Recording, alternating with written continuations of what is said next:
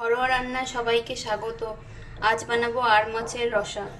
দিয়েছি সর্ষের তেল, তেল গরম হয়ে গেছে। এবার আর মাছগুলোকে ধুয়ে নুন হলুদ মাখিয়ে রেখেছিলাম, সেই মাছগুলো দিয়ে ভেজে নিচ্ছি। মাছ ভাজা হয়ে গেছে, তুলে নিলাম। ওই তেলের মধ্যে আলুগুলোকে দিয়ে একটু ভেজে নেব। আলু ভাজা হয়ে গেছে, দিয়ে দিচ্ছি ফোড়নের জন্য সাদা জিরে। আগে থেকে পেঁয়াজ কুচিয়ে রেখেছিলাম, সেটাও দিয়ে দিচ্ছি। দিয়ে দিচ্ছি কুচনো টমেটো।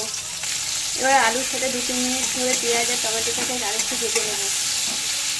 পেঁয়াজ টমেটো ভাজা হয়ে গেছে, দিয়ে দিচ্ছি আদা বাটা, জিরে গুঁড়ো, লঙ্কা গুঁড়ো, হলুদ গুঁড়ো। সামান্য জল দিয়ে মশলাটাকে রান্নাটা কষা হয়ে গেছে, তেল ছেড়ে দিয়েছে। এবার দিয়ে দিচ্ছি জল, দিয়ে দিচ্ছি এবার ভেজে রাখা মাছগুলো। মাছ দিয়ে ঢাকা দিয়ে আবার একটু ফুটতে দেব। ঢাকা খুলে গরম মশলা পাউডার ছড়িয়ে দিলাম। তৈরি হয়ে গেল আর মাছের রসা।